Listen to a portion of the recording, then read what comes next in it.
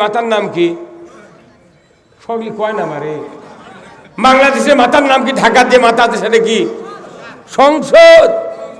ওই সংসদের চুলকানি, খুকসি, উকসি, দুনিয়ার অ্যালার্জি হয়ে আছে। ও কি বেলেট দিয়ে কামিয়ে ফেলে দিল এইবার? একবারে নাইয়া করে ফেলে দেবো।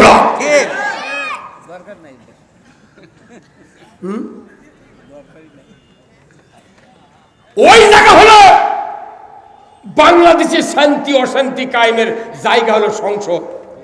ওখানে বলা হচ্ছে আগামী বিকাল ৫টার থেকে মহান জাতীয় সংসদের প্রথম অধিবেশন উদ্বোধন হবে, শুরু হবে। মহান জাতীয় সংসদ, যেটা মহান বলুচ্ছু সেটি মমতাজ গান কয় গেরা। আমি দেখেছি ফেসবুকে যে যখন মমতাজ গান করতে অনেক নেতা মন্ত্রী ইংকে টেবিল তাপড়াছে। আমার আল্লাহ বলেছেন ইন্নামাল মুমিনুনা আল্লাযীনা ইযা যুকিরাল্লাহ ওয়াজিলাত কুলুবুহুম ওয়া ইযা তুলিয়াত আলাইহিম আয়াতুহু জাদাতহুম ঈমানাও ওয়া আলা রাব্বিহিম ইয়াতাওয়াক্কালুন। নিশ্চয় যারা মুমিন এই মুমিনের সামনে যখন আল্লাহর নাম উচ্চারণ হয়, আল্লাহর কথাগুলি বলা হয়, আল্লাহর কথা যখন কানে পড়ে, ওয়াজিলাত কুলুবুহুম, অন্তর থরথর করে কেঁপে ওঠে। এমন মুমিনের সামনে যদি কোরআনের আয়াত তেলাওয়াত করে মুমিনদেরকে বুঝাইয়া দেওয়া হয়, আল্লাহর ইজ্জতের কসম, আল্লাহ বলেছেন মুমিনের গতি যখন জান্নাতের দিকে, ইসলামের দিকে, কোরআনের দিকে ধাবিত হয়, আমি আল্লাহ ওই রকম মুমিনের অন্তরে ঈমানকে বাড়িয়ে দেই। কোরআন শুনলে ঈমান বাড়ে। কার কথা? মানুষের ঈমান না বাড়ার কারণে, মানুষের ঈমান যাতে বাড়তে না পারে, শক্তি যাতে অর্জন করতে না পারে, এই জন্য গত 16 বছর অনুমতি ছাড়া সভা হয়নি। ওর কি আসল টার্গেট হলো যে মানুষের কোরআন শুনলি তো জেগে দেবি, অতএব অনুমতি দেবো, জিটি দেওয়া দরকার সেটি দেবো। না, কত কোটি সভা বাংলাদেশে হয়নি জানেন আপনি? কত কোটি। এখন ফকিন্নিও সভা করছে, ফকিন্নি 4 বার করে করছে। কি কোনো বাধা আছে? দেশ তো এই মসজিদ কি আর একখান তুলে লেসে করছেন? এটি 60 বছর এই মসজিদ আছে, এটি সভা হয়নি। তাহলে দেখেন, একটা নির্বাচিত সরকার জনগণের কাছে ওয়াদা দিছিল যে আমরা দেশের শান্তি কায়েম করব। সবাই শপথনামা পাঠ করেছে, দেশের সম্পদ আমরা কোনো আত্মসাৎ করিব না, জনগণের স্ব অধিকার দোর গলায় পৌঁছে দেব। এটা শপথ করছে একদিন, আর 16 বছর খাসে। আর মুমিনের শপথ কি? মুমিনের শপথ প্রতি রাত্রে বেতের নামাজের পর দোয়া কুনুত যখন পড়ে তখন প্রতিদিন রাত্রে মুমিনের শপথনামা পাঠ করা লাগে। এই জন্য আল্লাহ কাছে যে নামাজি যদি মানুষ হয় তাহলে ফায়সা অশ্লীল কাজের থেকে সে দূরে থাকে, আর এই নামাজি মানুষকে অন্যায় থেকে বাঁচাতে পারে। এই জন্য আল্লাহ বলছেন নামাজ কায়েম করার দায়িত্ব কোনো জনগোষ্ঠীর নয়, কোনো বাপের নয়, কোনো মায়ের নয়, তবলিগের নয়, জামাতের নয়, আওয়ামী লীগ, বিএনপি, জাতীয় পার্টি, কারোর শক্তি নাই। নামাজ কায়েম করবে। নামাজ কায়েম কে করবে? কোরআনকে বলতে হবে, কথা ঠিক কিনা? আমাদের দেশে নামাজি বেশি না বেনামাজি বেশি? হ্যাঁ, এতদিন বক্তৃতা কি হলো?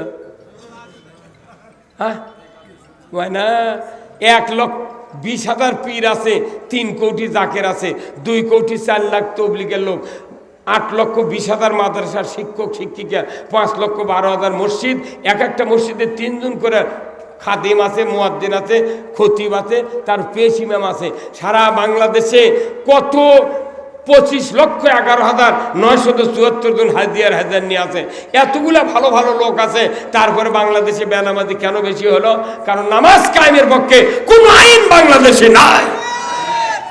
নামাজ কায়েম যদি হয়ে যায়, এই নামাজ কায়েম হয়ে গেলে বাবার মৃত্যুর পর সন্তান দোয়া করবে, বাবার কবর আল্লাহ জান্নাত করে দিবে। ধরে কোন আমিন।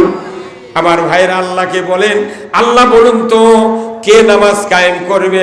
সাথে সাথে কোরআন বলে, ও দুনিয়ার মুমিন বান্দারা, তোমরা কোরআন খোলো। কোরআনের ভেতরে সূরা আল হজ 41 নম্বর আয়াত আল্লাহ বলেছেন আল্লাযীনা ইম্মাক্কান্নাহুম ফিল আরদ আকামুস সালাতা ওয়া আতাউয যাকাতা ওয়া আমারু বিল মারুফ ওয়া নাহাউ আনিল মুনকার ওয়া লিল্লাহি আকিবাতুল উমুর। জোরে কন্না মারহাবা।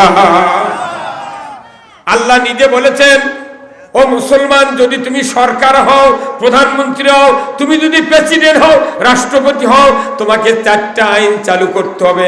1 নম্বর নামাজের আইন, 2 নম্বর যাকাতের আইন, 3 নম্বর ন্যায়ের আদেশ, 4 নম্বর অন্যায়ের নিষেধ। এই 4টা বিধি যদি পৃথিবীর জমিনে কোন সরকার চালু করে, কেন বা চালু তুমি করবে না? কারণ আল্লাহ বলেছেন ওয়ালিল্লাহি আকিবাতুল উমুর, আমার পক্ষ থেকে সবচেয়ে বড় ধরনের একটা আদেশ সরকার তোমাকে আমি দিয়ে দিলাম। সরকারের আদেশ যারা মানে না, এই কথা বল না। আচ্ছা, এই আয়াত আমি জীবনে আবুল কালাম আজাদ, কারি, গোলাম মোস্তফা থেকে শুরু করে যত মানুষ এই স্বাধীনের পর সংসদে তেলাওয়াত করছে কোরআনের আয়াত, এই আয়াত জীবন আমি তেলাওয়াত করে সংসদে শুনিনি। এই কথা বল, এই আয়াত কেন তেলাওয়াত করেনি? যারা তেলাওয়াত শুনবি ওরা বাঁচিয়ে দিয়েছে কোন আয়াত করলে আমাদের চেয়ারও ধাক্কা লাগবে না। কতক্ষণ আমার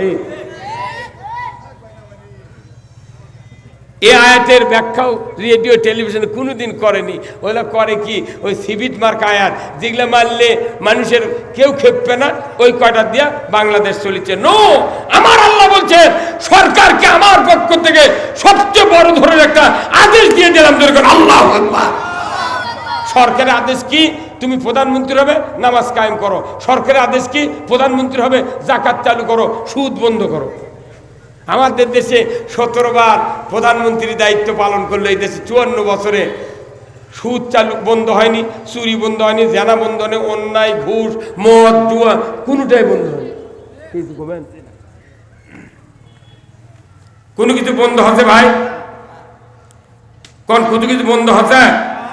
বন্ধ করা তো দূরের কথা, আর ওরা ঘাসের বিচি বুনিছে। হ্যাঁ, আরে কত নেতা রে! বগুড়া লটারি চললো রে, আমার কলজা ফাটে যায় ভাই।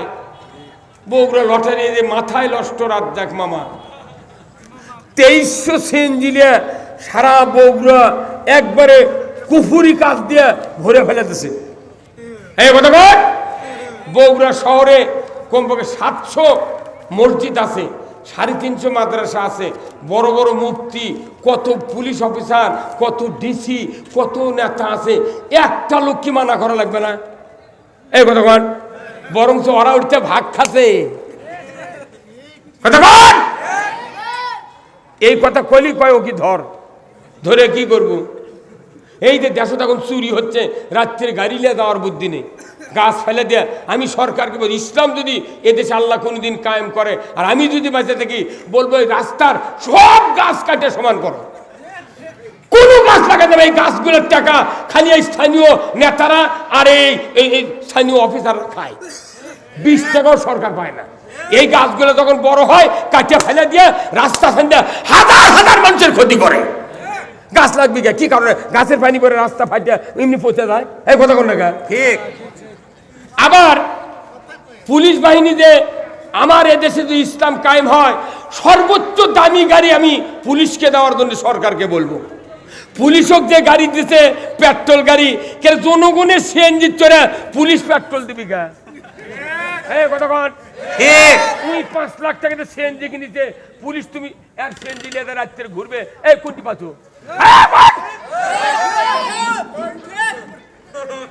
সরকারের দুর্বলতা। সরকার যদি পুলিশকে এমন ভিআইপি গাড়ি দিত যেখানে বন্দুকের গুলি ঢুকবে না, এমন গাড়ি দিবে, পুলিশগুলা 4-5 জন পুলিশ পুরো থানা খালি গুড় গুড় করে দৌড়বি। ওর করে দিয়েছে সিএনজি একজনের চালিয়ে দিয়েছে, আর পুলিশের গাড়ি দিয়েছে, পেছন দিকে দরজা নাই, তিরফল দিয়ে বেড়া দেওয়া করছে পুলিশের গাড়ি। এরা ভালো মানুষ দিকে পেট্রোল দেয়।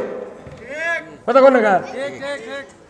এদেরকে দেওয়া লাগবে সেই রকম গাড়ি যাতে বুলেট প্রুফ গাড়ি হয়।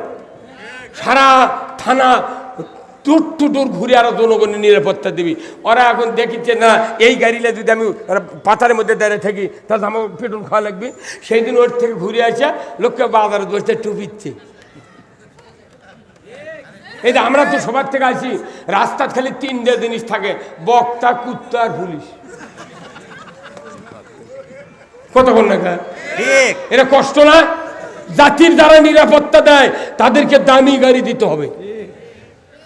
জনগণ হাজার হাজার গাড়ি চালাচ্ছে, জনগণের গাড়ি যদি কেউ কেনে সরকার ট্যাক্স নেয় 4 গুণ বেশি। আর সরকারি যেগুলো অফিসাররা গাড়ি চালায় মাত্র 42 টাকা, 300 টাকা হচ্ছে ওই আপনার যে রোডের ওগুলো ট্যাক্স টটেন, তারপরে যে আপনার ফিটনেস, এগুলো মাত্র 42 টাকা।